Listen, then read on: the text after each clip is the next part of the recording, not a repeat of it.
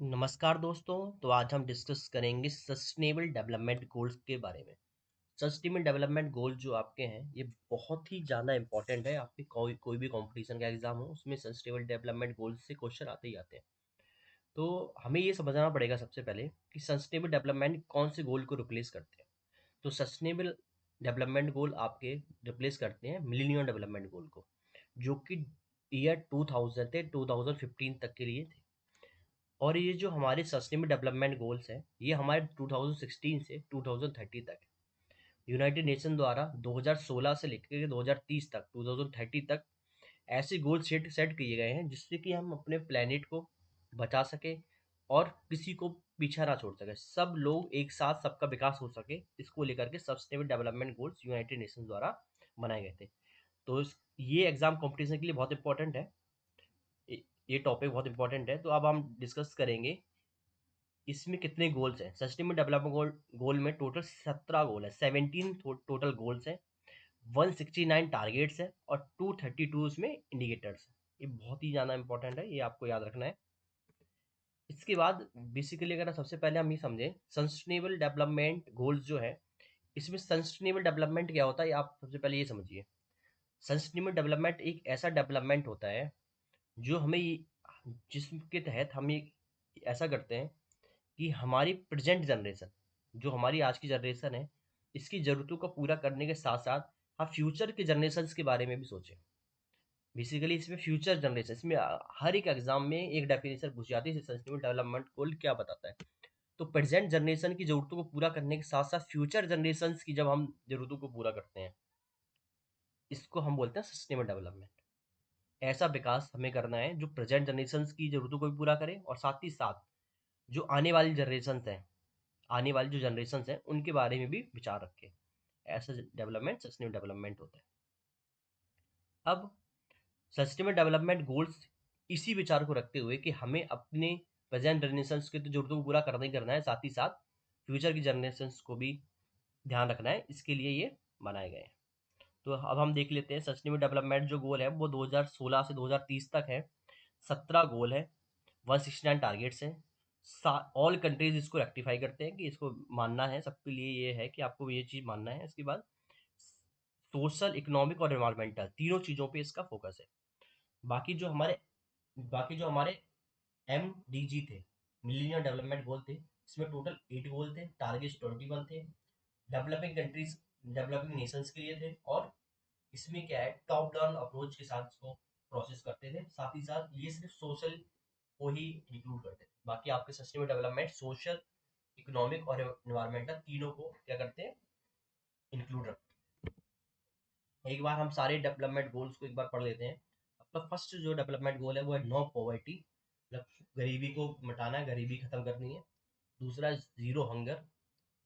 इसके बाद तीसरा है good health and wellbeing. Fourth है क्वालिटी एजुकेशन। फिफ्थ है जेंडर इक्वलिटी। सिक्स्थ है clean water and sanitation. Seventh है affordable and clean energy. Eight है decent work and economic growth. Ninth है industry, innovation and infrastructure. Tenth है reduce inequalities. 11 है sustainable cities. 12 है responsible consumption. 13 है climate action. 14 है life below water. 15 है life on land. 16 है peace, justice and strong institutions.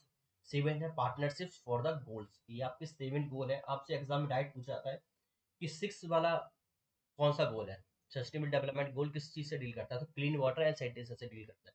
ऐसे ही आपको सारे के सारे 17 जो गोल है ये आपको टिप पर याद होने चाहिए। ये बहुत इंपॉर्टेंट है हर एक एग्जाम में। अब हम एक एक करके इन गोल के डिटेल समझते हैं। पहला जो आपका नो पॉवर्टी है, ये बात करता है आपको end poverty all forms by 2030। हमें 2030 तक जो पॉवर्टी है उसको, हर एक टाइप की पॉवर्टी को एंड करना है, इसका ये गोल है। इसके बाद इसमें कुछ ग्लोबल पॉवर्टी लाइन है कि 2.15 पर डे जो वर्ल्ड बैंक की है, इतना सबकी अर्निंग होनी चाहिए, इसकी बात करते हैं। इसके बाद जीरो हंगर जो है आपका, हंगर अचीव करना है। हंगर से सिर्फ मतलब ये नहीं है आपका कि आप सिर्फ अच्छा आपको खाना मिल रहा है तो हंगर, आपको माल न्यूट्रिशन भी नहीं होना चाहिए। माल न्यूट्रिशन का मतलब ये आपको पोषक तत्व भी जो है, न्यूट्रिशन भी आपको मिलने चाहिए।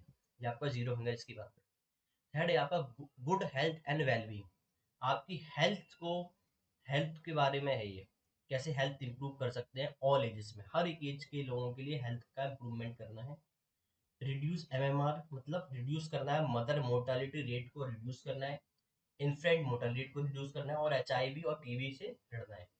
भारत इसके लिए क्या करता है, आयुष्मान भारत मिशन है वो हमारा कहीं ना कहीं इसी गोल को कंप्लीट करने की ओर है। इसके बाद आपका SDG 4 है क्वालिटी एजुकेशन। इसमें हम बात करते हैं कि सबको एजुकेशन देनी है, इंक्लूसिव का मतलब सबको क्वालिटी एजुकेशन देनी है, इसका मतलब ये है basically। और इंडिया भी इस गोल को पाने के लिए नेशनल एजुकेशन पॉलिसी 2020 में लाया, जिससे सबको क्या हो सके, सबको बेसिकली एजुकेशन मिल सके। 100% लिटरेसी का गोल है बाय 2030 इस टारगेट के। Gender equality, empower all women and girls का टारगेट है इंडिया। इसके तहत एक स्कीम चलाता है, बेटी बचाओ एंड बेटी पढ़ाओ स्कीम। अगर आपसे कई फ्यूचर में क्वेश्चन आता है, बेटी बचाओ एंड बेटी पढ़ाओ जो आपका स्कीम है, ये कौन से सस्टेनेबल डेवलपमेंट गोल को रीच करती है, तो आपका कौन सा हो जाएगा, जेंडर 5 हो जाएगा। इसके बाद जेंडर 6 है क्लीन वाटर एंड सैनिटेशन। इसमें सेफ ड्रिंकिंग वाटर देना है सबको, सबको सिर्फ सेफ ड्रिंकिंग वाटर सबको मिल सके, ये इसका टारगेट है। इंडिया इसके तहत आपका जल जीवन मिशन और ODF स्वच्छ भारत मिशन के तहत क्लीन वाटर एंड सैनिटेशन को अचीव करने की कोशिश कर रहे हैं। इसके बाद आपके जो नेक्स्ट है वो है अफोर्डेबल एंड क्लीन एनर्जी। इसमें क्या है, क्लीन एनर्जी की बात की गई है, universal access to affordable energy, सबको क्लीन एनर्जी मिल सके। इसके बाद 8th है decent work and economic growth. इसमें बेसिकली ये बात की गई है कि सबको जो वर्क प्लेस है वहां पे सबको सुविधाएं मिल सके, साथ ही साथ इकोनॉमिक ग्रोथ जो है आपकी वो डिसेंट तरीके से हो। इंडिया इसके तहत मेक इन इंडिया प्रोजेक्ट और स्टार्टअप इंडिया जो है वो इसको गोल को रीच करने के लिए भारत सरकार ने चलाया है। इसका मीनिंग ये भी है कि हमें फोर्स लेबर है जो जबरदस्ती जिससे बेकार कराई जाती है उसको खत्म करना, और चाइल्ड लेबर को भी खत्म करना है, किसके तहत, SDG 8 के तहत। अब हम बात करें SDG 8 की, तो इंडस्ट्री इनोवेशन एंड इंफ्रास्ट्रक्चर की बात करता है। इसमें हमें कैसा इंफ्रास्ट्रक्चर बनाना है, resilient infrastructure and sustainable industries बनानी है, इसकी बात की गई है। इंडिया में इसके तहत PM गति शक्ति और नेशनल इंफ्रा पाइपलाइन जैसी इनिशिएटिव है वो रन किए जा रहे हैं। इसके बाद है आपका SDG 10 जो बात करता है रिड्यूस इनइक्वालिटीज की। ये हमें जो इनइक्वालिटीज हैं उनको क्या करना है, कम करना है, reduce income inequalities with in और बिटवीन कंट्रीज। तो ये इसका मेन वो है। इंडिया में इसके तहत डिजिटल इंक्लूजन और PM किसान स्कीम चलाई जाती है।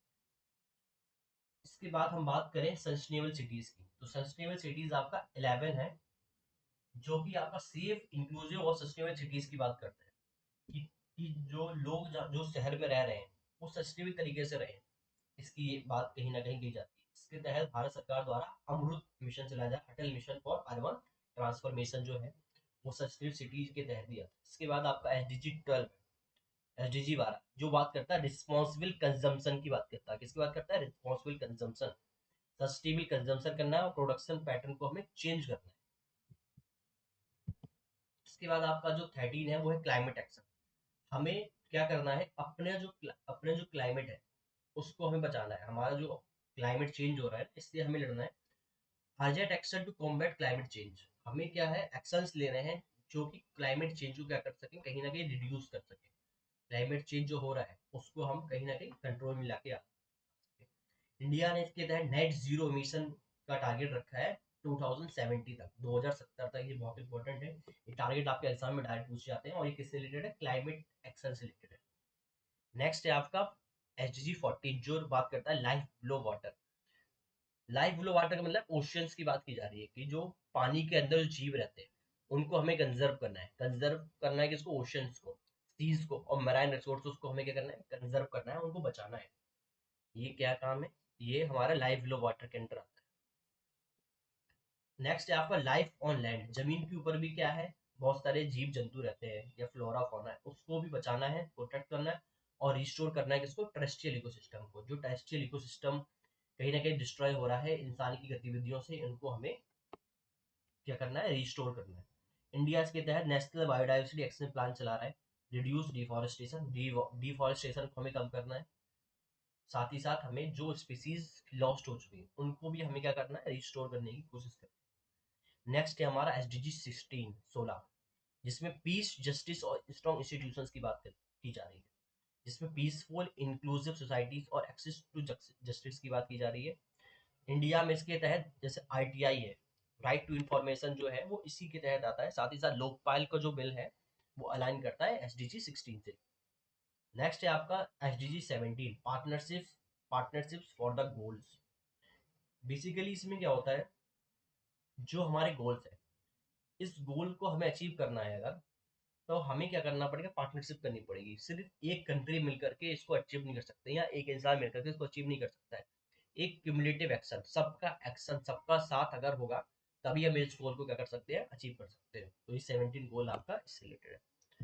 नेक्स्ट, इंडिया के द्वारा भी SDGs में कंट्रीब्यूशन की जा रही है। नीति आयोग द्वारा भी एक रिपोर्ट आती है जो हम स्टेट के लेवल पे निकालते हैं, SDG की रिपोर्ट।